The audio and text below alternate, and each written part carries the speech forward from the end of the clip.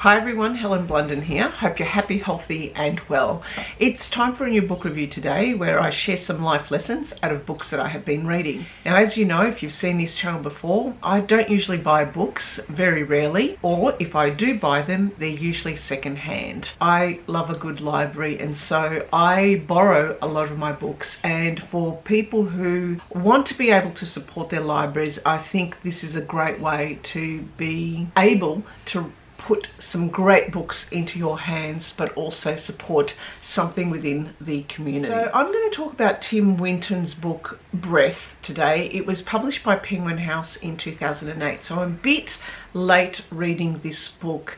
As many of you know who follow this channel, I don't usually read the books that are currently out in bookstores or at the library at the moment. Number one, it's very hard to get a hold of them. Number two, they're very expensive. And number three, well, good things come to those who wait. And I'm glad I waited to read this book because for some reason I had been putting off reading Tim Winton's book. The first book I read of his was Blueback, which was a children's book, which I love. But for some reason I thought his books would be a bit too highbrow for me, and I was completely wrong. This is such a beautiful book. It instantly immerses you, and the writing is exceptional to the point now that I'm thinking I have to get a hold of all of Tim Winton's books. His writing is beautiful. There is something about it that evokes a whole heap of different feelings in me, and I think it's because, given that he's an Australian writer, he writes about things that to Australians it is normal. It is something that evokes their childhood feelings, and this is what I got by reading this book. Especially if you're a beach lover, if you love to surf, you can actually connect with a lot of the different places and the themes in here. Now, even though he writes about Western Australia, and I've only been to Western Australia for some Navy exercises back in my youth, I kind of got the gist of what he was talking about, because growing up we were constantly at the beach. We were looking and playing in the sand, we were in the surf, we were there. So images of places that he writes about here is what evokes certain childhood memories and our love for the beach. It's really a coming of age story. It is about a guy named Pikelet, and he now drives ambulances, and he goes to a scene of a teenage suicide and asphyxiation, where this then brings up memories and recollections of a particular time in his life during his formative years as a teen in this childhood town. And it's these recollections that make up the bulk of the book. The end of the book is really about Pikelet as an older man. It's these recollections which basically make up the story's book, its themes, its subjects, and its themes are all very relevant to young teen boys and the turmoil that they go through, and some of the things as they grapple with self-identity and also role models, obsessions at times, and also just kind of trying to make sense of who they are, who they're going to be, and the type of men that are around them who shape them as well. So Pikelet, he has a best mate called Lumi. Now Lumi is the polar opposite of Pikelet. Lumi is he's a risk taker. He loves to be dared. He does things without fear. Whereas Pikelet is a reflective young man, questioning and observing people around him. So he seems to glean and understand and view the world as to the actions of what people do, what they say, and he just observes. Whereas Lumi just jumps into life and is really very different to Pikelet. Both boys come into contact with a guy by the name of Sando, or Sandman, Bill Sandman. He's in his 30s and he seems to be like a lone surfer. He is a surfing god, and they find out that Sando used to be one of the best surfers in the 60s, and they take a liking to him. They kind of take like a godlike reverence to him because they need a role model. And both boys try to vie for Sando's attention, and he also gives the boys attention in their own different ways. At times he goads them, and as a reader reading Sando's character, I thought to myself, is he a good role model or is he not? And I had to kind of put my 2024 thinking aside, because we are talking about the time in the 1970s. Things were a lot more innocent, or were they? We don't know. We can make assumptions of what Sando did when he wasn't surfing. Leaving those aside, we see two young men who revered Sando and who pushed them to achieve and go past their limits, to fight their fear of fear. Throughout this story as well, we have different characters, and we have the character of Eva, who is the wife of Sando, and she's fighting her own demons. And we have the quiet parents of Pikelet, who at times he looks to them, he observes them, and he's trying to grapple whether that life also is of relevance, whether it is a life that is ordinary. He's got Sando as well, who presents a male who is a risk taker, who likes perverse thrills, who lives for danger, and who he believes is living a life not ordinary but extraordinary. And then we have the other male in this book, although he's not ultimately referred to, but it is implied through Lumi's domestic violence situation, is Lumi's father.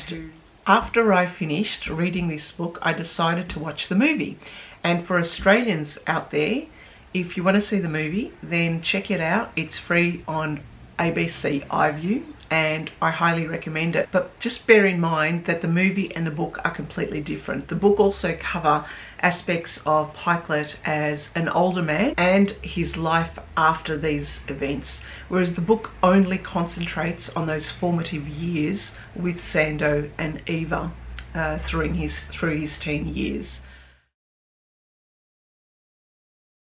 It is a coming of age book, and it is a book where we understand, I guess, the difficulties of young men who are leaving childhood and getting into adulthood, the need for them to have role models of other men, and in particularly learning what masculinity is about. Now, the different men that are presented in this book are all very different in aspects of masculinity. The young boys observe these people and make their own assumptions from them. Pikelet looks to his father, and over time we see that he changes his perspective. But as a young man, he wants a little bit more excitement. He wants danger. He wants a life less ordinary. And looking to Sando, who is a daredevil, he's a risk taker, and sometimes he even goads the boys on to take dares. And at times I thought that this is not a good way of being able to teach the boys to understand fear, or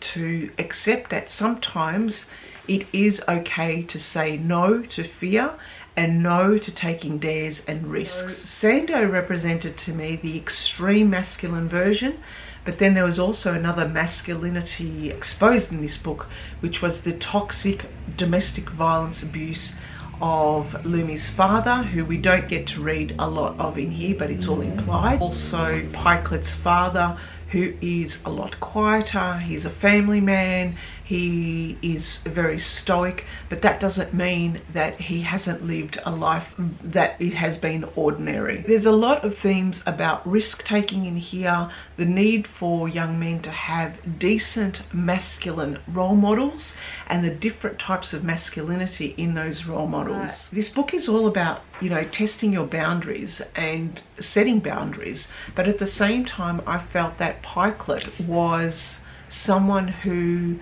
understood this a lot better than Lumi. Lumi jumped into life. He took risks. He dared others to dare him to take on a risk. He wasn't reflective, and he didn't get to know his own limits. He was doing things simply for a dare, to be better than Pikelet, and to be seen in the eyes of Sando as someone who is worthy. He really needed, I guess, that acknowledgement, or that acknowledgement from a male figure, whereas Pikelet saw through that. Ultimately, Pikelet shows that he realizes how empty all this bravado is, and in particular he grows up a lot with his relationship with Eva. There's a whole aspect in this book that I would say that if you want to give a book to a young man to read and to understand, I would say that this wouldn't be it, because it would ultimately depend on,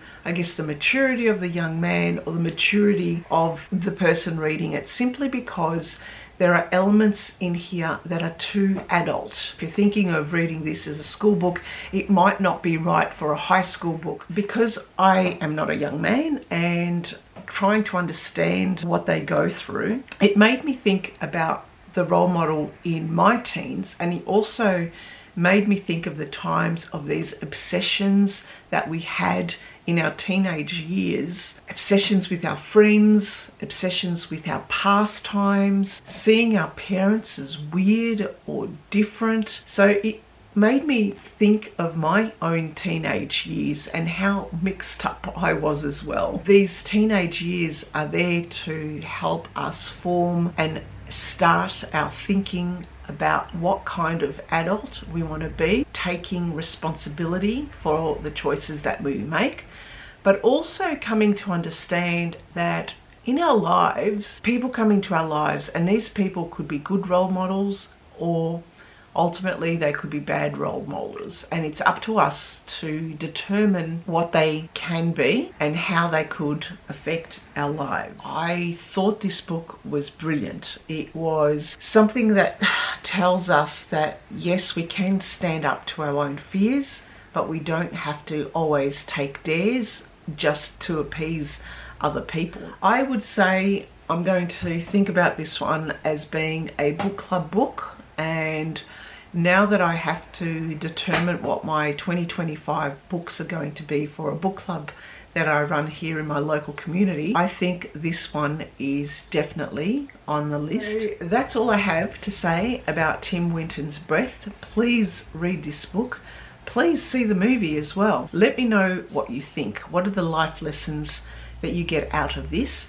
And what are some similar books that recount the difficulty of young men forming and identifying with themselves and who they're going to become as adults? What are some of the books that you believe are along the same line? Also, if there are other Tim Winton books that you have read that you highly recommend, please list them below, because I think 2025 is going to be the year that I'll read Tim Winton's books. So thank you for listening, and thank you for watching. Bye for now.